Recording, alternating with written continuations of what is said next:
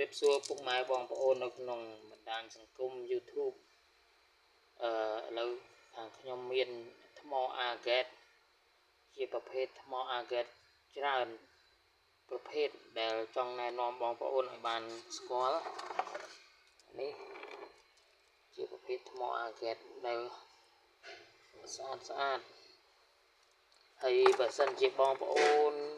មានចំណាប់អារម្មណ៍ចង់បានបងប្អូនអាចតាក់ទងតាមលេខទូរស័ព្ទនៅខាងលើបាននៅលេខទូរស័ព្ទនៅខាងលើ YouTube បានតែខ្ញុំដាក់ជាប្រភេទលេខទូរស័ព្ទមាន Telegram ស្រាប់នេះជាប្រភេទ Agate ស្អាតមានពណ៌មានពណ៌ក្រហមពណ៌ឡាយស្អាតហើយមាន crystal ជាប់នៅក្នុងនឹងទៀតនេះមានជាប្រភេទ Agate ក្រហម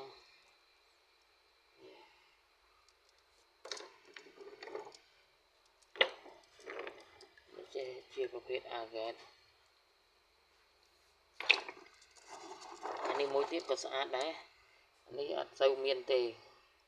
វាពណ៌ឡាយពណ៌សយើងអាចយកធ្វើជាអង្កាំឡតក៏បានធ្វើជាអង្កាំដើម្បីធ្វើជាខ្សែដៃក៏បានគឺស្អាត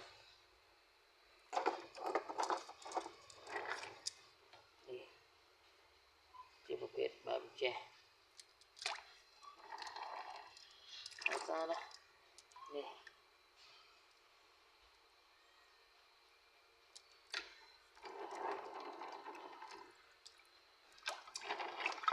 ធម្មជាតិពិតធម្មជាតិរបស់នេះសាច់ស្អាតសាច់វាយកមកធ្វើជាអង្កាំឬក៏ជាប្រភេទឡតគឺស្អាតមែនទែនសាច់វាម៉ត់ល្អនេះ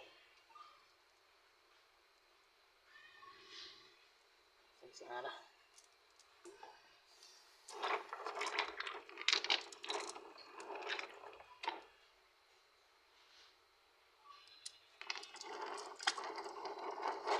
មានច្រើនដែរ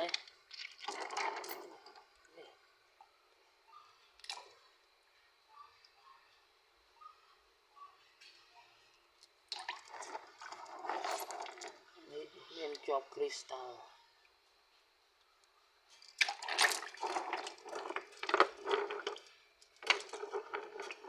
នេះក៏ស្អាតដែរសាច់វា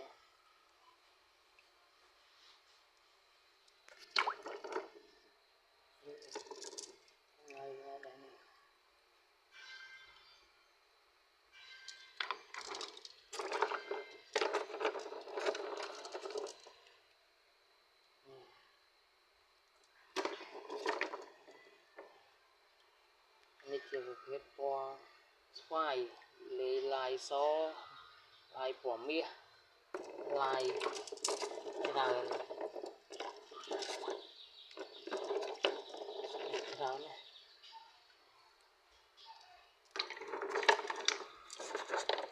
អានេះក៏ស្អាតដែរ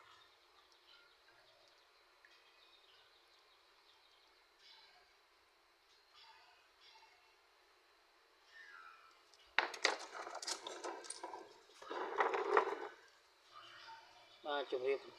លាពុកម៉ែបងប្អូន